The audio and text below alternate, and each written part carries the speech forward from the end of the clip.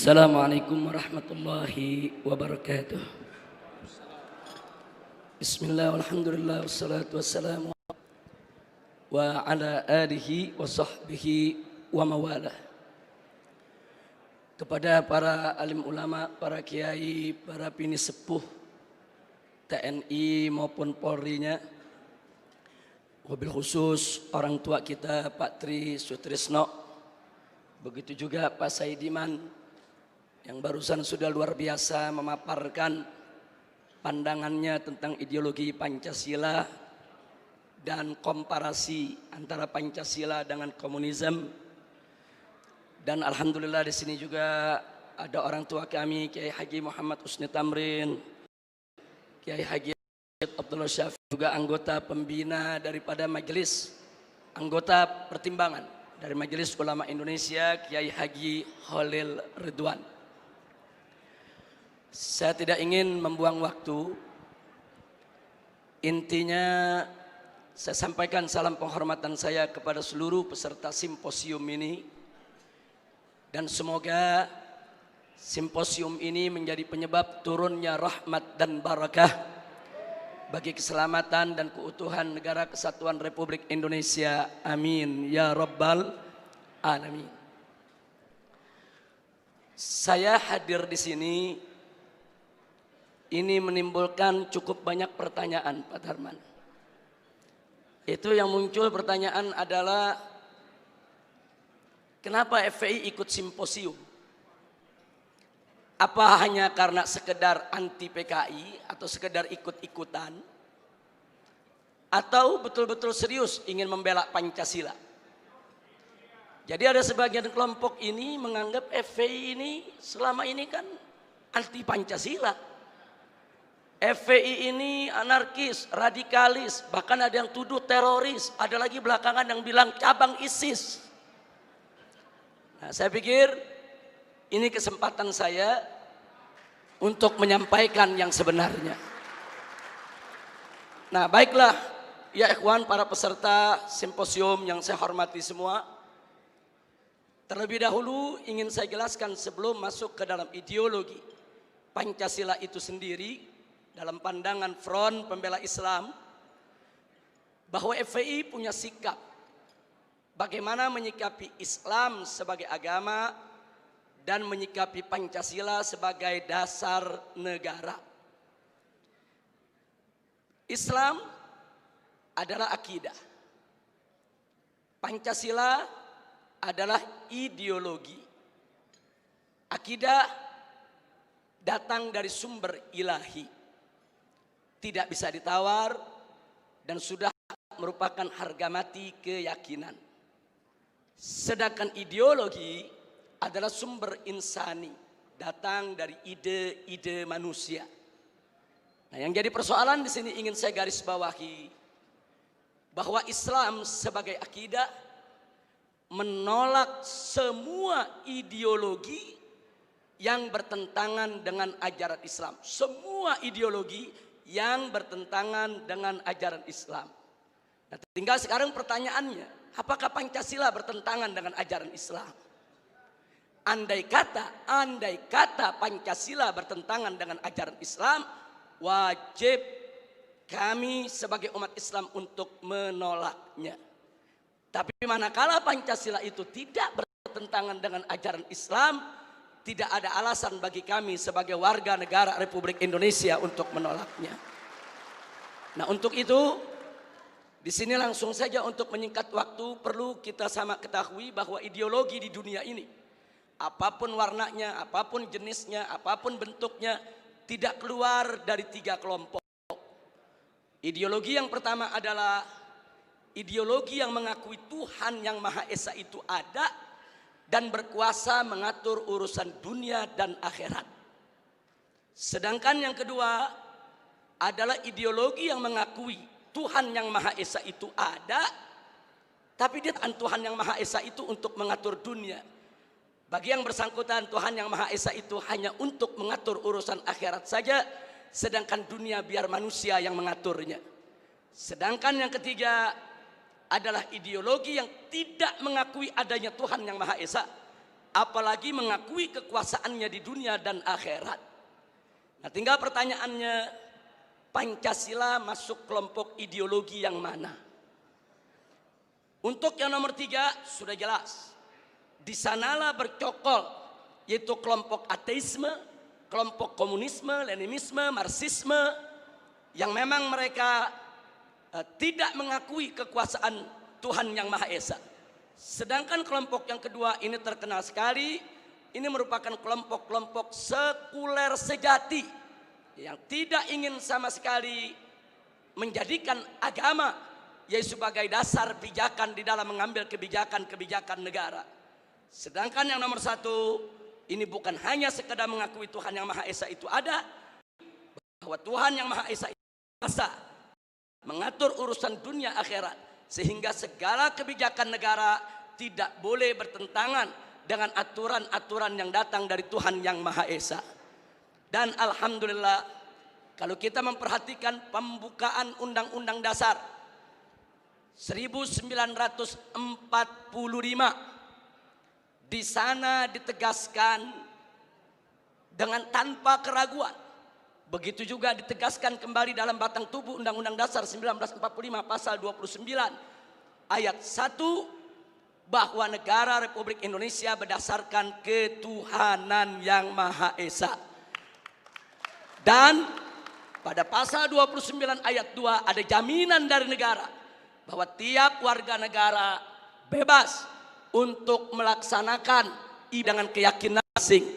Dengan demikian, bahwa sesuai dengan pembukaan Undang-Undang Dasar 1945 dan batang tubuhnya, bahwa Pancasila menganut ideologi yang pertama sehingga tidak bertentangan dengan Islam, bahkan harus diasuh dalam rawatan Islam.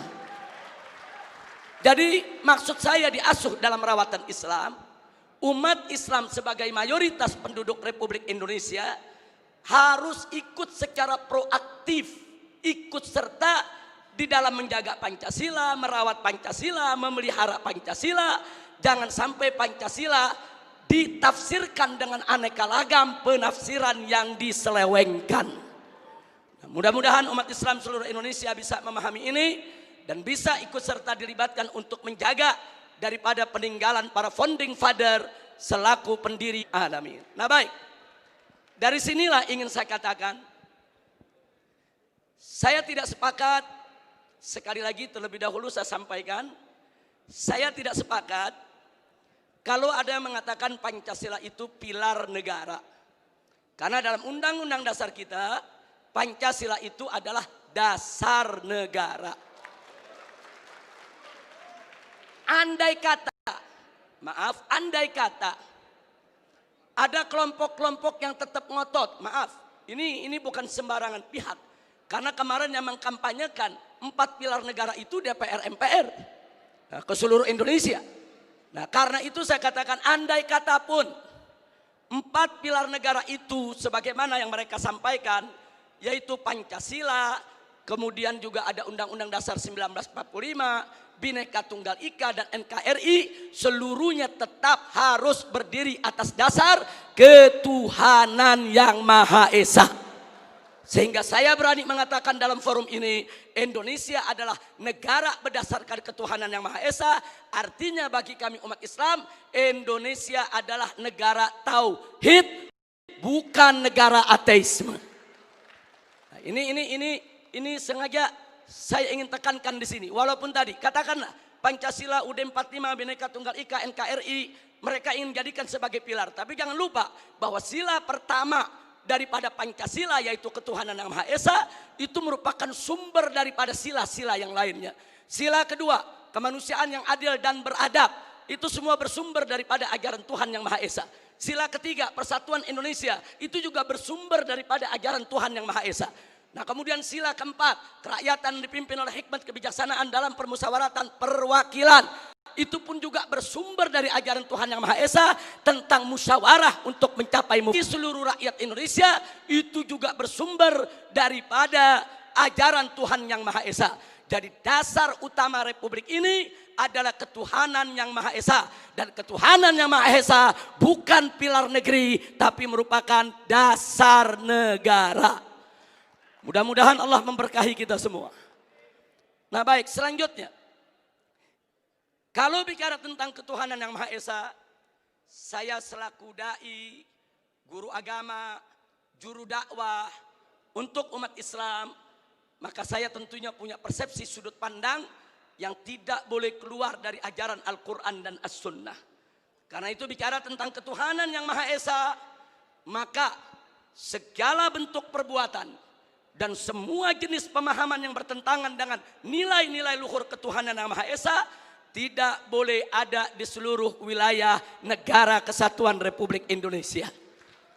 Yang oleh karenanya dengan tanpa ragu saya nyatakan di sini, segala bentuk perbuatan, apapun perbuatannya, apakah itu sihir, perdukunan, pemurtadan, riba, korupsi, miras, narkoba, judi, persinahan, pornografi, porno aksi, premanisme, pembunuhan, dan terorisme, semuanya bertentangan dengan nilai-nilai luhur ketuhanan yang Maha Esa, tidak boleh ada di Republik ini ya ikhwan.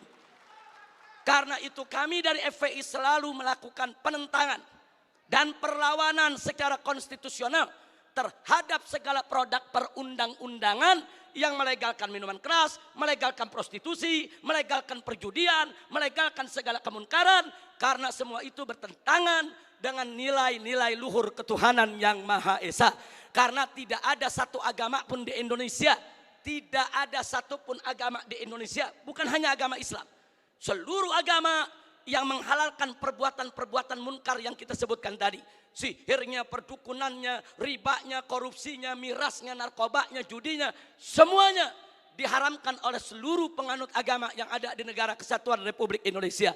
Sehingga ketuhanan yang Maha Esa sebagai dasar negara Republik Indonesia sudah tepat dan harus kita bela bersama, kita tegakkan di bumi Indonesia tercinta. Nah kemudian semua jenis pemahaman seperti spilis, sekularisme, pluralisme, dan liberalisme sudah difatwakan oleh Majelis Ulama Indonesia sejak tahun 2005-2006 yang lalu, bahwa sekularisme, pluralisme, liberalisme bukan dari ajaran Islam, bahkan merupakan paham yang sesat dan menyesatkan. Sebentar, sebelum saya lanjutkan ada sedikit catatan, jangan menyalahpahami fatwa Majelis Ulama Indonesia. Yang dimaksud pluralisme di sini bukan pluralitas. Pluralitas sebagai keragaman, kebinekaan, keanekaan kita, perbedaan kita, suku, agama, budaya, bahasa, dan lain sebagainya, itu satu keniscayaan gak mungkin bisa kita tolak. Dalam ajaran Islam pun Allah Subhanahu wa taala menyatakan dalam Al-Qur'anul Karim, faqala ta'ala walau syaa rabbuka laja'alan nasa ummatan wahidah wa la yazaluna mukhtalifin. Allah nyatakan dalam Al-Quran, andai kata Tuhanmu menginginkan menjadikan kamu sekalian sebagai umat yang satu, Allah maha mampu untuk melakukannya. Tapi ketentuan Allah adalah wala yazaluna mukhtalifin. Umat manusia akan selalu berbeda di antara mereka. Jadi perbedaan, kebinekaan, keanekaragaman kita merupakan sunnatullah, keniscayaan yang tidak bisa kita tolak. Karena itu saya katakan di sini, saudara, pluralitas semacam itu tidak dengan ajaran agama Islam. Berbeda dengan pluralisme. Yang dimaksud oleh Majelis Ulama Indonesia, pluralisme di sini adalah mencampur adukan agama. Melarang satu umat beragama untuk mengklaim agamanya yang paling benar dengan tidak mengakui agama yang lain. Sedangkan dalam ajaran Islam, la ikraha fiddin, tidak boleh ada paksaan dalam beragama. Artinya saudara, dalam Islam ini biarkan seorang muslim meyakini agama Islam adalah benar, selain Islam tidak benar. Dan biarkan orang Kristiani meyakini agama Kristiani adalah yang benar, selain Kristiani tidak benar. Biarkan orang Buddha, orang Hindu, orang Konghucu meyakini bahwa agama mereka benar, agama lain tidak benar. Yang penting mereka tidak menghina dan mencaci maki agama lain, saudara. Artinya ini kebebasan orang berkeyakinan, kebebasan orang beragama, saudara. Nah karena itu pluralisme yang menyatakan umat beragama tidak boleh mengklaim agamanya yang paling benar. Tidak boleh yaitu mengatakan agama lain tidak benar. Ini adalah pemerkosaan keyakinan. Ini merupakan ajaran Islam. Nah, ini sekedar catatan yang dimaksud dengan pluralisme supaya tidak terjadi kesalahpahaman. Dan yang berikutnya ini yang masuk dalam tema kita, saudara, paham-paham yang menyangkut komunisme, marxisme, dan leninisme ini juga merupakan pemahaman yang bertentangan dengan nilai-nilai luhur ketuhanan yang Maha Esa, sehingga paham komunis, marxis, leninisme tidak boleh ada di seluruh wilayah negara kesatuan Republik Indonesia. Karena itu saya barusan mendengarkan apa yang dipaparkan oleh Pak Saidiman, orang tua kita, sepuh kita, luar biasa, dengan usia yang sudah lanjut tapi punya semangat nasionalisme kebangsaan yang begitu tinggi untuk melawan paham-paham yang bertentangan dengan dasar negara kita, dasar ketuhanan yang Maha Esa. Mudah-mudahan Allah panjangkan umur beliau, diberikan sehat walafiat, taat ibadah, amin ya rabbal alamin. Nah, baik ya ikhwan, sekarang yang ingin saya sampaikan di sini, ada sementara pihak, maaf, kadang-kadang datangnya dari oknum pejabat sendiri, menina-bobokkan bangsa Indonesia dari kebangkitan PKI. Mereka mengatakan PKI sudah finish, PKI sudah selesai, PKI nggak bakal bangkit lagi. Itu cerita klasik itu, bohong itu, nggak ada itu PKI bangkit lagi, udah finish, udah selesai. Saudara, propaganda semacam ini adalah propaganda yang menina-bobokkan bangsa Indonesia daripada bahaya gerakan komunis di Indonesia. Dan ini nggak boleh dibiarkan. Nah, kalau kita sedang bicara PKI seperti simposium pada hari ini, apa mereka bilang? Ini kan cuma paranoid saja. Ini ketakutan yang nggak beralasan. Ini kan cuma komunis fobia saja. Kita ini di sini dituduh semuanya paranoid, hanya ketakutan yang berlebihan. Maka itu di sini perlu kita sampaikan, siapa bilang PKI itu tidak ada?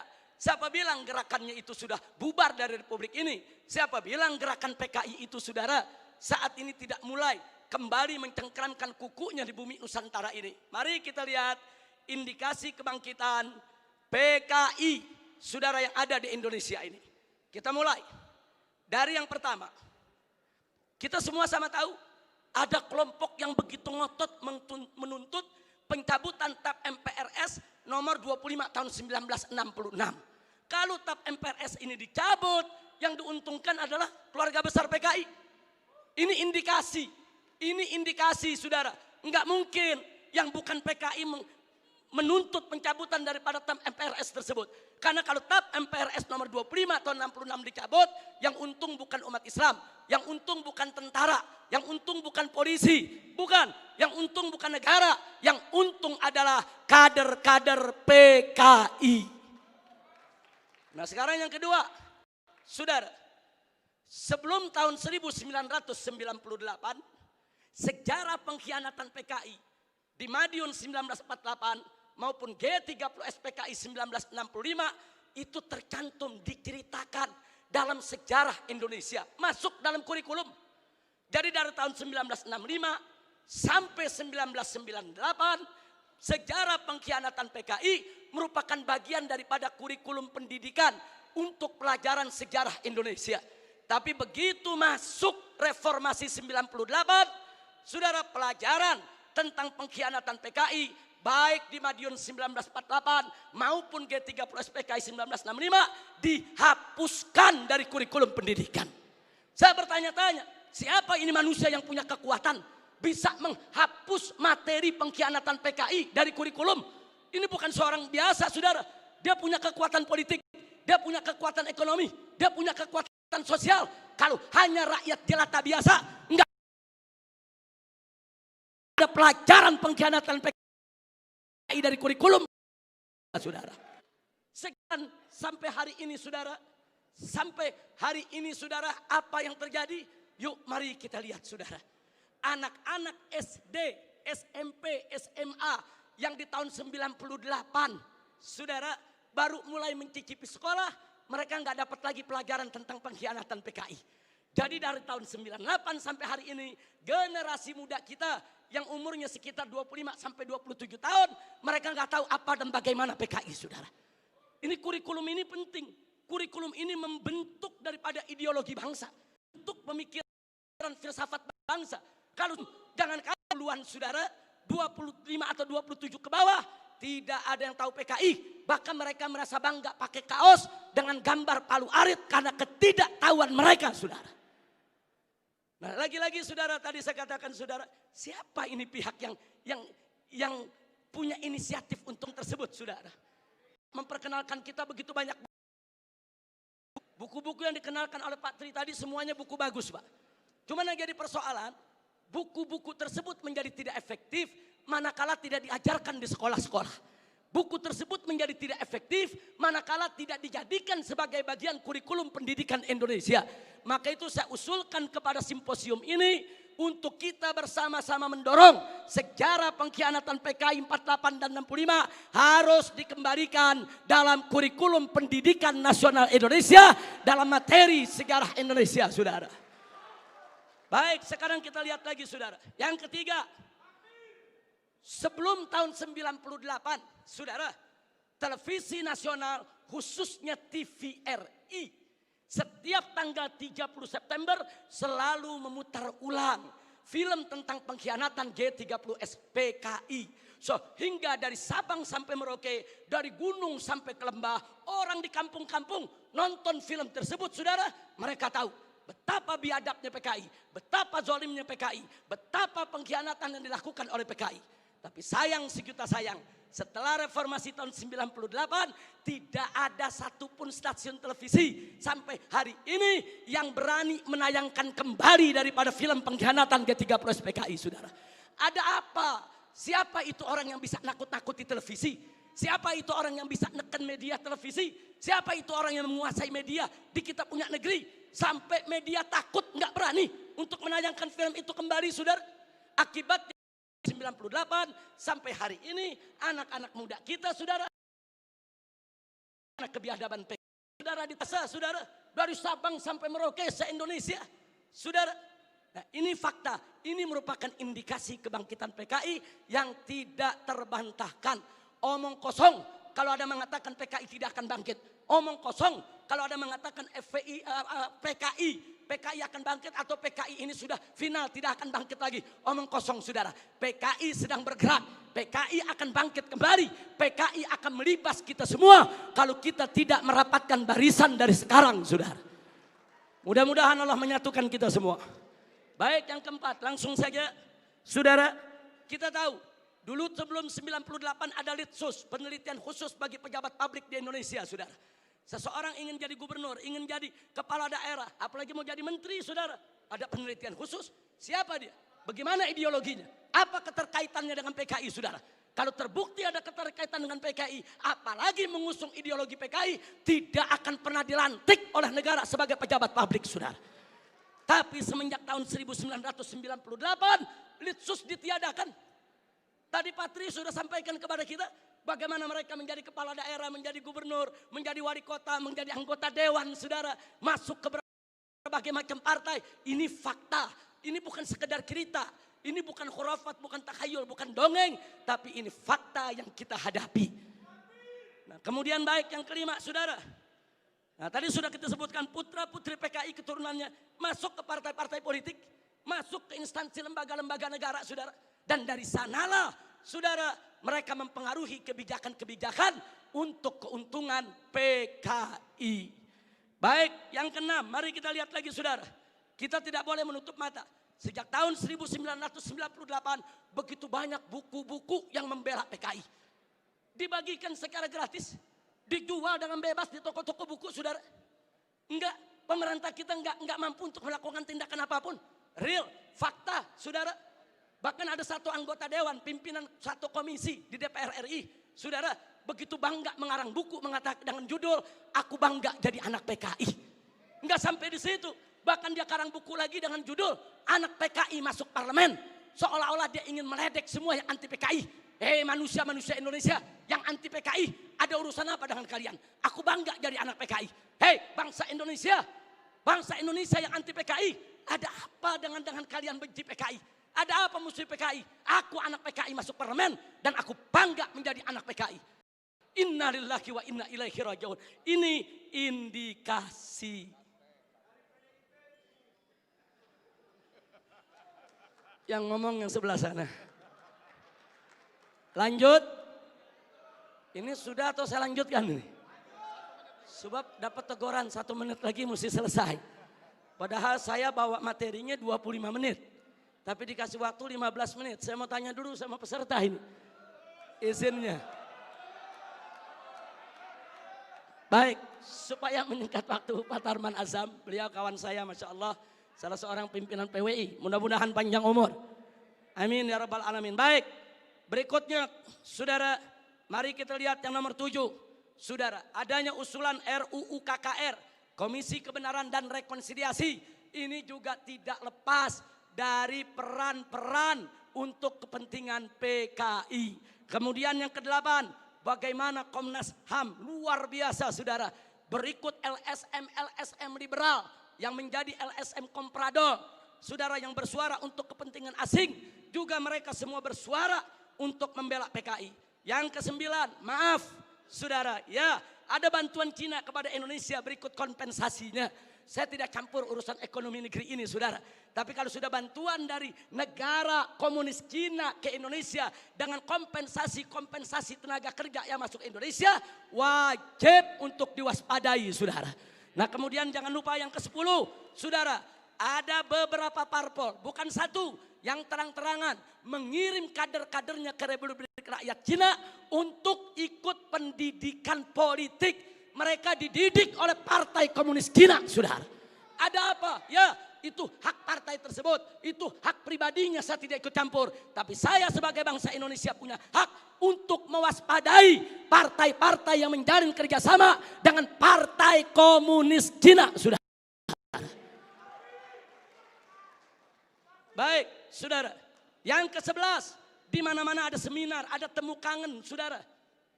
Di mana-mana ada temu kangen PKI, seminar PKI saudara. Sementara saudara dari pihak aparat keamanan setengah hati untuk membubarkan mereka saudara. Berapa kali di Taman Ismail Marzuki mereka menggelar acara bikin kegiatan saudara. Ada bentrokan dengan gerakan bela negara, dengan laskar-laskar FPI di beberapa tempat saudara. Ada apa? Ada lagi anggota-anggota dewan yang merupakan kader PKI menggunakan kunjungan kerja mereka untuk membuka temu kangen kader PKI sebagaimana terjadi di Banyuwangi beberapa waktu sudah. Yang ke-12, pembentukan Ormas Orsospol yang berafiliasi kepada PKI, pemutarbalikan segara PKI dan lambang PKI. Saudara, saat ini di kalangan selebritis kaum muda dan maaf sampai Menko Polhukam, maaf, harus saya sampaikan saudara. Begitu kami protes adanya kaos-kaos berlogo PKI, kan saudara, tentara dan polisi tidak usah over, jangan berlebihan. Jangan kalau ada logo PKI dianggap PKI. Ini kan cuma tren anak muda.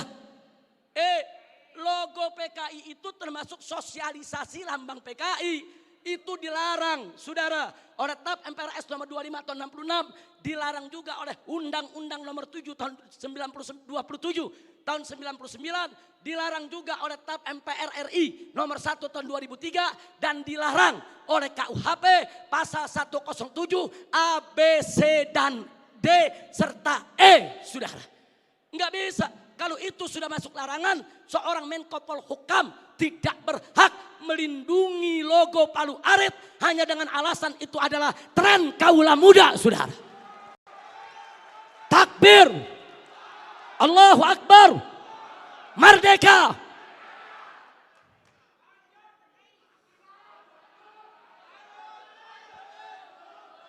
Baik, yang ke-15 saudara. Belum lama ini saudara ada usulan konyol. Penghapusan kolom agama dari KTP saudara. Kalau kolom agama dihapuskan dari KTP saudara, maka ini merupakan kesempatan bagi kalangan ateis, bagi kalangan PKI untuk tidak lagi mencantumkan agamanya saudara. Ini berbahaya, ini merupakan indikasi kebangkitan PKI. Baik, yang ke-16 saudara. Dorongan untuk minta maaf kepada PKI. Ada apa? Saya ditanya sama wartawan. Habib Rizik, ini bagaimana sikap FPI kalau presiden sampai minta maaf kepada PKI? Saya jawab, kalau presiden ngotot meminta maaf, saya usul sekalian saya Jepang itu penjara. Kan kita yang sekarang ini ada jargon revolusi mental.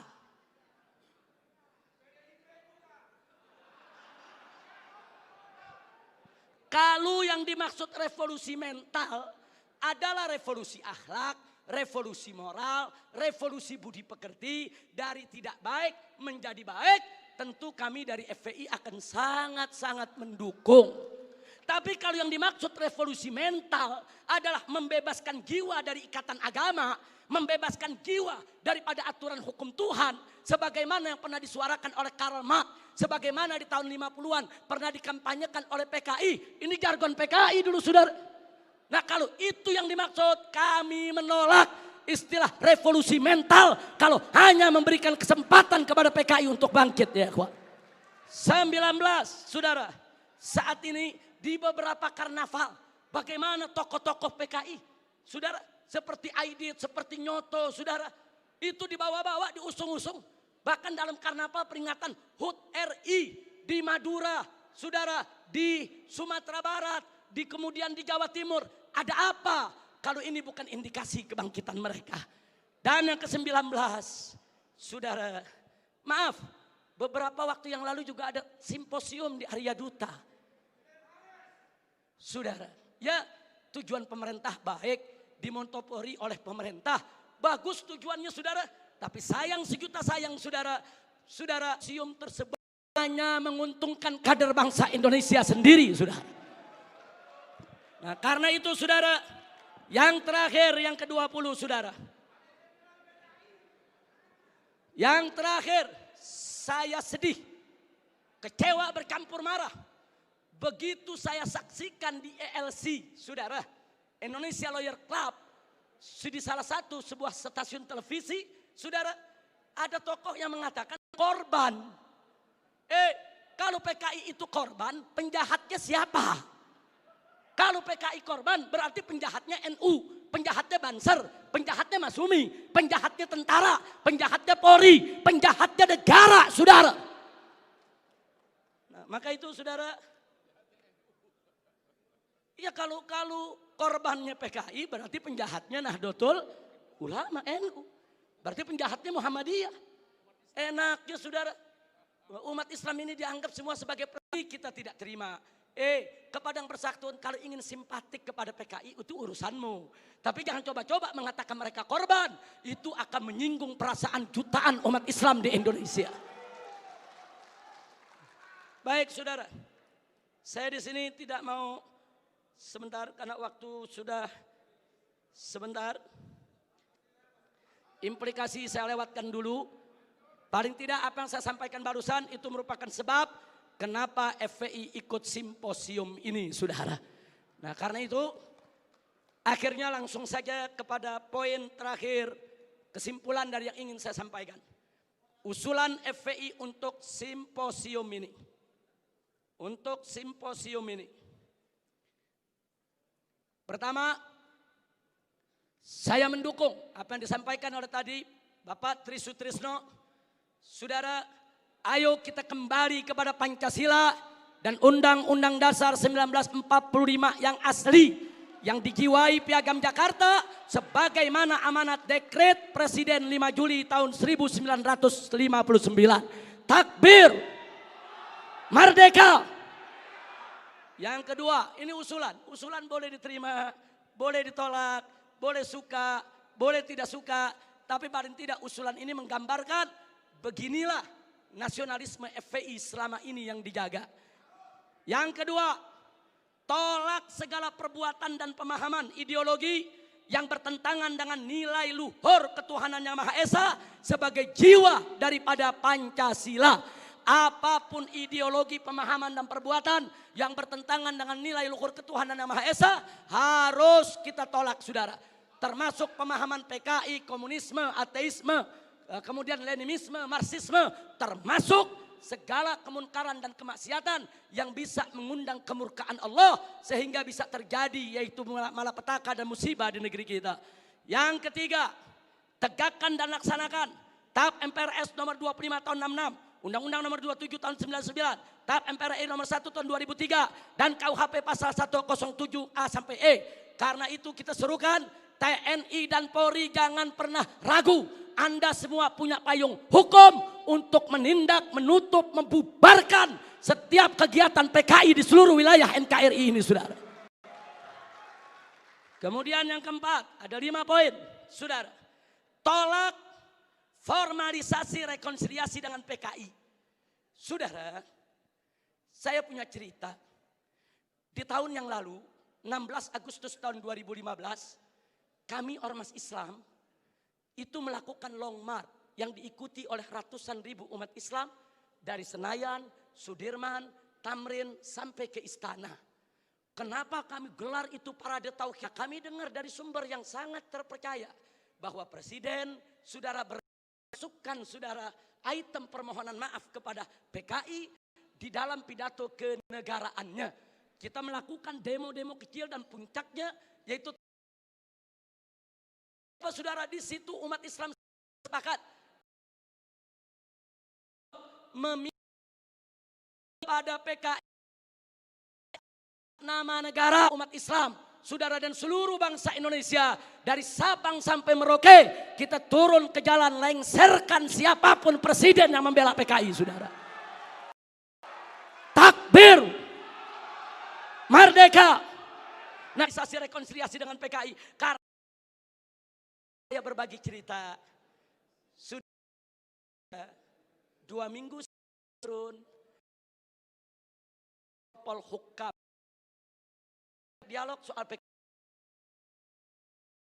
Saya tanyakan, apa betul Presiden tetap akan minta maaf kepada PKI? Beliau saat itu memberikan jaminan, Habib, Presiden tidak akan minta maaf kepada PKI. Kalau sampai saya menyetujui itu, beliau tunjuk pengawalnya di sebelah Kopassus. Ini anak buah saya, Kopassus akan tembak kepala saya. Nah, terus saya tanya lagi, saudara, kepada beliau, baik, tapi saya dengar Anda dapat tugas khusus dari Presiden untuk mencari formulasi rekonsiliasi nasional berkaitan dengan PKI. Nah, beliau jawab betul. Jadi beliau tidak menafi, saudara, betul. Saya dapat tugas bagaimana mencari formulasi rekonsiliasi kita dengan PKI. Baik, saya tanya, itu maksud rekonsiliasi itu apa, Pak? Tujuannya apa? Apa tujuannya? Oh, dikatakan supaya tidak ada dendam di antara kita, supaya kita hidup damai. Oh, kita tolak, saudara. Tidak perlu rekonsiliasi yang formal.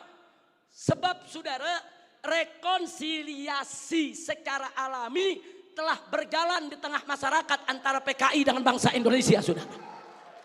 Artinya hari ini seluruh kader-kader PKI, keturunan PKI sudah mendapatkan hak sosialnya, hak sipilnya, hak budayanya, hak politiknya, hak ekonominya. Mereka minta apa lagi?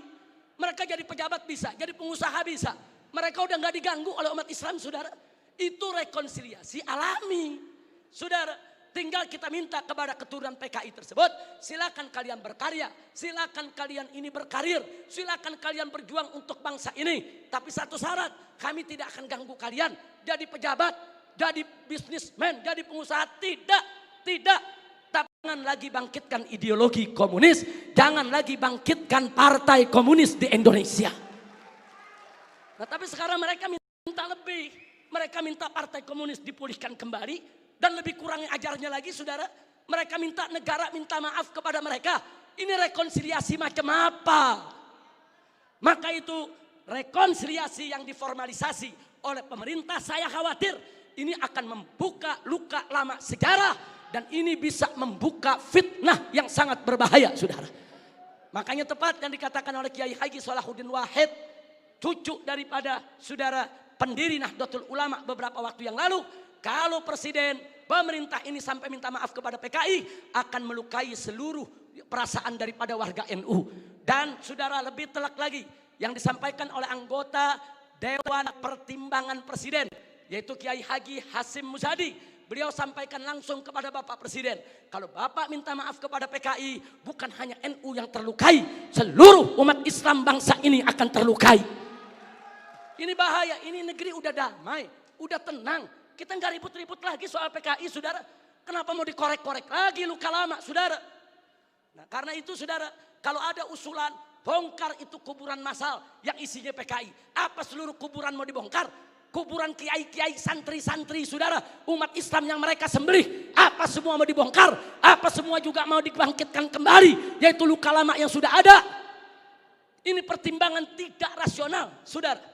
Karena itu kami dari FPI menolak formalisasi rekonsiliasi dengan alasan apapun, saudara. Tapi kami menerima kader-kader keturunan PKI saat ini dikembalikan hak sosialnya, hak ekonominya, hak politiknya, saudara.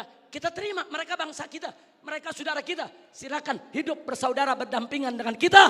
Dan mereka harus tunduk kepada Pancasila. Jangan lagi menghidupkan daripada komunisme. Sebagai penutup yang kelima, saudara, saya ajak semua yang ada di sini untuk menyerukan jihad konstitusional secara nasional melawan semua gerakan komunis dan neolib untuk selamatkan keutuhan negara kesatuan Republik Indonesia, saudara.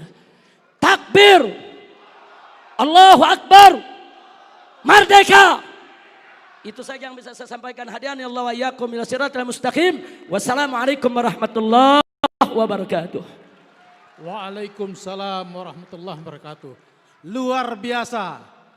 Jadi nggak usah disusun makalah lagi ini. Ini kita perlu belajar sama Pak Kiai ini.